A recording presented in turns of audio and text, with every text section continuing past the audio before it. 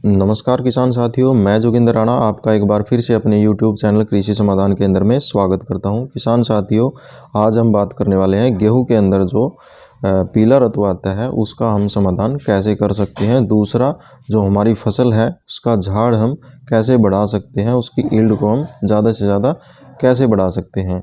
तो किसान साथियों, आप लोगों से मैं एक अनुरोध करूंगा, इस चैनल को सब्सक्राइब करें ताकि आने वाली वीडियो को आपको जानकारी मिलती रहे और इस चैनल के माध्यम से आप लोगों को सभी फसलों की जानकारी टाइम के अनुसार मिलती रहेगी। किसान साथियों, शुरू करते हैं आज का वीडियो। किसान साथियों, जैसे कि मैं बात कर रहा था, गेहूं की फसल के अंदर पीला रतुआ आता है, वो कैसे आता है, किस वजह से आता है और किस फसल के अंदर कौन सी वैरायटी है जिसके अंदर ज़्यादा देखने को मिलता है, क्या उसके नुकसान है और कैसे हम उसको रोक सकते हैं।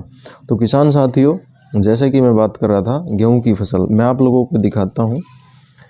तो हमारी फसल अभी 65 से 70 दिन 75 दिन की अभी हो चुकी है। जैसे कि मैं एक प्लांट लेके रखा हुआ है मैंने गेहूं का, तो आप देख सकते हो अभी हमारी फसल गाभे की अवस्था में है और लगभग 15 से 20% कहीं कहीं पे जो अगेती लगी हुई है वो निसर चुकी है। तो मेरा दिखाने का मकसद ये है कि इसके साथ में जो हमारा गाभे की अवस्था में है और दूसरा जो बैल निकलती है उसके साथ में एक पत्ता आपको अलग से दिखाई पड़ता है, इसको हम बोलते हैं झंडा पत्ता। झंडा पत्ता, अब झंडे पत्ते को जैसे कि आप लोग सोच रहे होंगे इसका क्या अहम रोल है और हम इसके बारे में डिस्कस करेंगे, आप लोगों से बात करेंगे कैसे हम इसको बीमारी होने से बचा सकते हैं। दूसरा, इस झंडा पत्ते का गेहूं के अंदर और इस बाली के अंदर क्या महत्व है और क्या इसका प्रोडक्ट हम कर सकते हैं। तो किसान साथियों, जैसे कि अभी बात कर रहे थे 65-70 दिन की फसल हो चुकी है। पीला रतुआ कहाँ पे ज़्यादा आता है? पीला रतुआ एक तो जहाँ पे ज़मीन के अंदर नमी ज़्यादा रहेगी, मतलब गिल्लापन ज़्यादा रहेगा। जैसे कि मैं अभी बात करूँ करनाल से, मैं अभी देख रहा हूँ तो यहाँ पे एक जमुना की बेल्ट है और कुछ जगह 28-51 वैरायटी लगी हुई है और एक दो वैरायटी और आती हैं जिसमें पीले रतुए देखने को ज़्यादा मिलता है। दूसरा कि हम किस प्रोडक्ट के साथ हम इसको कंट्रोल कर सकते हैं और कितनी उस प्रोडक्ट की डोज हम लगा सकते हैं। दूसरा, पानी की जो व्यवस्था है वो कितनी हमें स्प्रे के अंदर यूज़ करना है। तो किसान साथियों, वो प्रोडक्ट का नाम है एमिस्टार टॉप। वो काम कैसे करता है, उसकी डोज कितनी रहेगी। एमिस्टार टॉप की डोज की मैं बात करूं तो उसकी 120 से 150 ml प्रति एकड़ डोज रहेगी। पानी की जो डोज रहेगी उसके साथ में जो हम स्प्रे करेंगे पानी में मिला के, वो लगभग 120 लीटर से 200 लीटर हम यूज़ कर सकते हैं।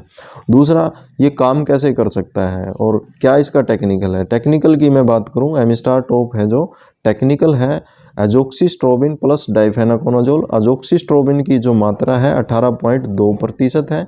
दूसरा जो डाइफेनाकोनाजोल है उसकी परसेंटेज है 11.2% है।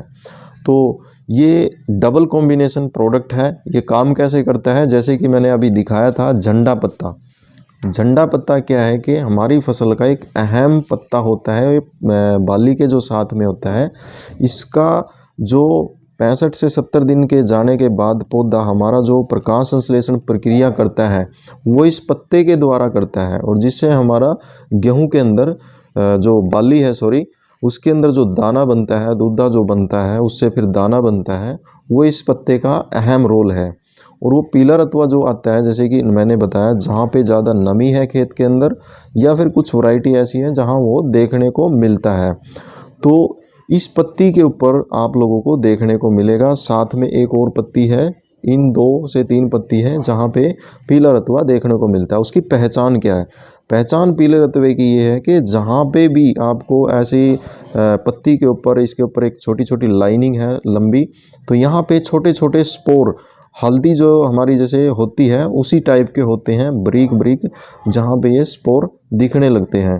तो अगर वहाँ पे कहीं भी किसी भी फसल के अंदर गेहूं की फसल के अंदर पीला रतुआ जहाँ पे दिखता है, तो हमें उसको प्रोटेक्ट कैसे करना है, उसको हमें जिस भी रड़ी के अंदर वो आया है हमें उसके अंदर नहीं घुसना है, उसके साथ में जो चारों तरफ से हमें उसके ऊपर स्प्रे करना है। और किसान साथियों, अगर पीला रतुआ हमारी फसल के अंदर आ चुका है तो जो स्पोर होते हैं हमने स्प्रे कर दिया है तो फिर भी हमें देखने को मिला है, तो किसान साथियों वो हमारे खेत के अंदर पहले से आ चुका है और जो वो छोटे छोटे स्पोर हैं वो खिलेंगे, वो आप लोगों को देखने को मिलेगा। अगर कहीं पे ऐसी समस्या है तो आपको डबल राउंड स्प्रे करना पड़ेगा। अदरवाइज हम इसको प्री में भी लेके जा सकते हैं। प्री में लेके जा सकते हैं, जैसे कि मैंने बताया एमिस्टार टॉप 120 से 150 ml प्रति एकड़ डोज रहेगी। वो पीले रतवे को तो कंट्रोल करेगा ही, वो दूसरा जो मैंने बताया था फरवरी मार्च के लास्ट में जो गर्म हवाएं चलती हैं जिसके कारण हमारी फसल एकदम पक जाती है और उसके जो दाना बनता है वो बिल्कुल बारीक रहता है, क्योंकि वो टाइम लेके नहीं पकती है हमारी फसल।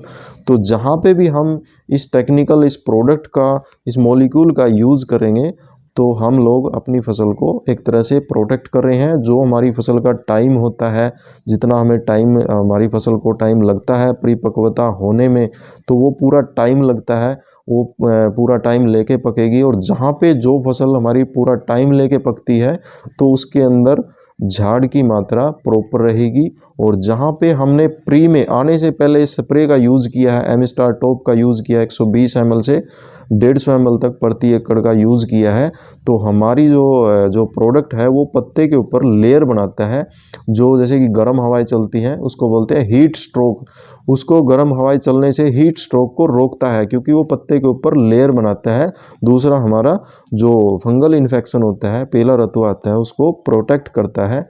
तो किसान साथियों आज का जो हमारा वीडियो बनाने का मकसद था उसको वीट के अंदर गेहूं के अंदर जो पीला रतुआ आता है और जो हमारी फसल है उसको टाइम लेके कैसे वो पक सकती है और झाड़ हम कैसे बढ़ा सकते हैं, तो ये मैंने वीडियो के माध्यम से आप लोगों को शेयर किया है। तो किसान साथियों अगर मेरे द्वारा आपको दी गई जानकारी अगर अच्छी लगे तो चैनल को लाइक करें, शेयर करें, सब्सक्राइब करें।